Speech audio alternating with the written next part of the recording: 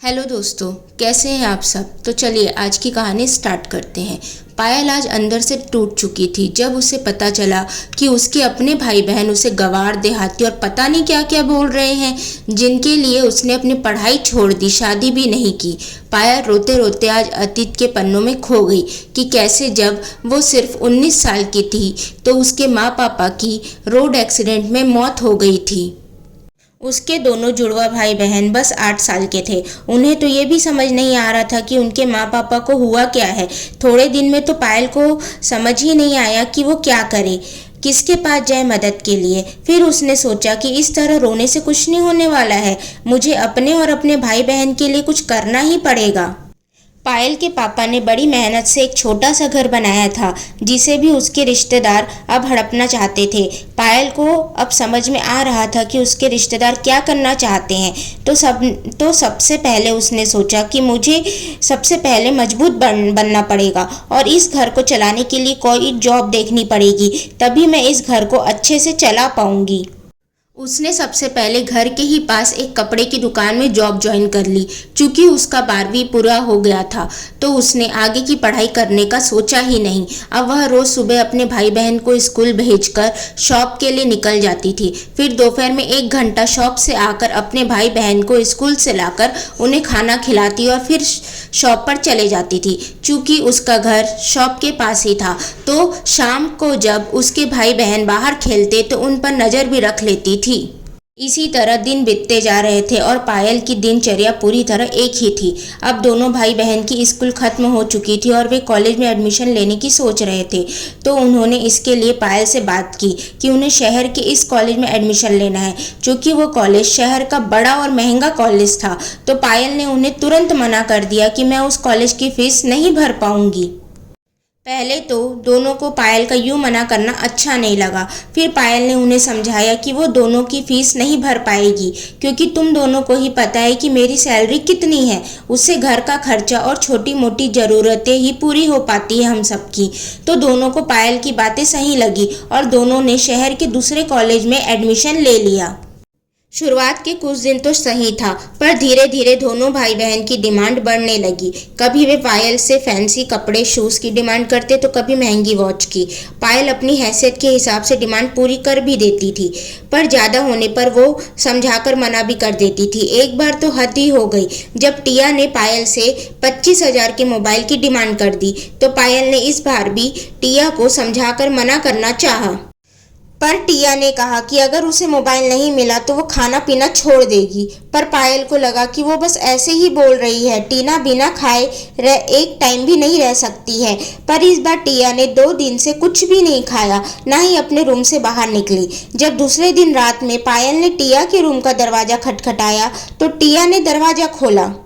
तो पायल ने कहा कि चलो खाना खाओ, नहीं तो बीमार पड़ जाओगी तुम। तो टिया ने कहा कि मुझे जब तक मोबाइल नहीं मिलेगा मैं कुछ भी खाऊंगी नहीं, ना ही पीऊंगी। मेरी सब फ्रेंड्स मेरा मजाक उड़ाते हैं। तो पायल ने उसे समझाया कि जो फ्रेंड्स तुम्हें तुम्हारे कपड़े, फ़ोन से जज करते वो तुम्हारे सच्चे फ्रेंड नहीं हो सकते। तो टिया ने तुरंत कहा कि मुझे मोबाइल चाहिए, आपका ज्ञान नहीं। पायल को समझ में आ चुका था कि टिया इस बार अपनी जिद पे आ चुकी है तो पायल ने और कुछ कहना जरूरी नहीं समझा। वो दूसरे दिन ही बैंक में जाकर जो उसकी थोड़ी बहुत सेविंग की एफडी थी उसे तोड़कर टिया के लिए उसकी पसंद का मोबाइल ले लिया। टिया ने इसके लिए पायल को थैंक्स बोलना भी जरूरी नहीं समझा, सीधे कॉलेज के लिए निकल गई। थोड़े दिन सब कुछ ठीक चला। फिर एक दिन पायल के भाई अमन ने कहा कि दी मुझे बाइक लेनी है। तो पायल ने कहा कि मेरे पास उतने पैसे नहीं है कि मैं 2 लाख तक की बाइक ले सकूं। तो अमन ने कहा कि दी हम थोड़ा सा डाउन पेमेंट करके ईएमआई में बाइक ले सकते हैं, फिर आप हर महीने अपनी सैलरी से 3,000 रुपये दे देना। पायल ने अमन को बाइक के लिए हाँ बोल दिया। अब टिया के मोबाइल का बिल और अमन के पेट्रोल और बाइक का खर्चा भी पायल के ही सिर पर आ गया। वो सब कुछ मैनेज नहीं कर पा रही थी तो उसने अपने भाई बहन से कहा कि क्या तुम लोग मेरी मदद कर सकते हो घर चलाने में। तो दोनों भाई बहन ने कहा कि हम कैसे आपकी मदद कर सकते हैं। तो पायल ने कहा कि तुम दोनों का ही पार्ट टाइम जॉब ज्वाइन कर लो। अब पायल की बात मानकर दोनों भाई बहन ने जॉब तो ज्वाइन कर लिया, पर दोनों की ही सैलरी अपने शौक तो पूरे करने में ही खत्म हो जाती थी। पायल को दोनों 1 रुपए भी नहीं देते थे, फिर भी पायल उन्हें कुछ नहीं बोलती। उसे इसी बात की खुशी थी कि कम से कम दोनों कोई अपना खर्चा तो चला ही ले रहे हैं। जब से दोनों कमाना चालू किए तब से हर महीने में एक बार वे पार्टी जरूर करते थे। एक बार की बात है, टिया और अमन ने अपने दोस्तों को अपने घर पार्टी के लिए बुलाया और उन्होंने पायल को बोल दिया कि दिया प्लीज़ हमें डिस्टर्ब मत करना, हमें अपने फ्रेंड्स के साथ एंजॉय करने देना। तो पायल ने भी बोला कि वो उन्हें डिस्टर्ब नहीं करेगी करके, और जब उनके फ्रेंड्स आए तब पायल अपने कमरे में चली गई। उन दोनों ने अपने फ्रेंड्स को पायल से मिलवाना भी जरूरी नहीं समझा। लेटे लेटे पायल को कब नींद लग गई पता ही नहीं चला। अचानक से जब 2 बजे उसकी नींद खुली तो उसने सोचा कि चलो चेक कर ले कि दोनों की पार्टी अभी ख़त्म हुई है कि नहीं। तो जैसे ही पायल उनके रूम के बाहर पहुंची, वैसे ही दोनों भाई बहन जोर जोर से हंसकर पायल के बारे में बात कर रहे थे कि हमारी बहन को तो फैशन का कोई सेंस ही नहीं है, वो बस गवारो टाइप रहती है, ना ही उसे बात करने का ढंग है। वो तो दी के कारण ही हमारा घर चलता है, इसलिए हम उनको कुछ भी नहीं बोल पाते हैं। अपने भाई बहन के मुंह से अपने लिए ऐसी बातें सुनकर पायल के तो पैरों तले जमीन ही खिसक गई और वे रोते रोते अपने कमरे में आ गई। कमरे में आकर वह सोचने लगी कि मुझे तो आज पता ही नहीं था कि मेरे भाई बहन मेरे बारे में ऐसा सोचते हैं। चलो अच्छा ही हुआ जो मुझे आज सब मालूम चल गया। अगले दिन सुबह पायल अपना बैग पैक करके हॉल में आ गई और भाई बहन से कह दिया कि अब मुझे तुम्हारी जिम्मेदारियों से छुट्टी चाहिए, अब तुम दोनों अपना देख लो।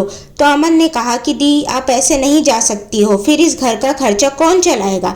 तो पायल ने कहा कि अब तुम दोनों खुद कमा रहे हो तो अब घर खर्च तुम दोनों मैनेज कर लेना, अब मेरी यहाँ कोई ज़रूरत नहीं है। इतना कहकर पायल वहाँ से चली गई। पायल जिस साड़ी की शॉप में काम करती थी वहीं पर उसकी एक फ्रेंड की हेल्प से उसे दूसरे शहर में एक रूम मिल गया। वहीं पर उसने एक साड़ी की शॉप में जॉब ज्वाइन कर ली, जहां उसके एक्सपीरियंस को देखते हुए उसे पहले से भी ज़्यादा सैलरी ऑफर हुई। उसने जॉब करते करते प्राइवेट से ही बीए का भी फॉर्म भर दिया। अब उसने अपनी पर्सनैलिटी डेवलप करने के लिए एक क्लास ज्वाइन कर ली। धीरे धीरे अब वो भी आज की लड़कियों की तरह दिखने और बोलने लगी। एक दिन की बात है, शॉप के मालिक का बेटा एक दिन शॉप पर आया।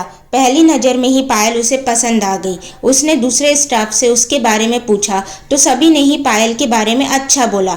जब उसने खुद पायल से बात की तब भी वह उसे सुलझी हुई, शांत और संस्कारी लगी।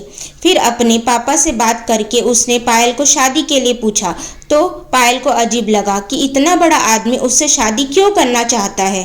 पायल के मन की हिचकिचाहट कबीर समझ गया। उसने पायल से कहा कि देखो पायल, मुझे हमेशा से ही तुम्हारे जैसी लड़की ही चाहिए थी जो मुझे और मेरे माँ बाप को लेकर चल सके और मेरे घर को अच्छे से संभाल सके। अगर अभी भी तुम्हें कोई शक हो तो मुझसे पूछ सकती हो।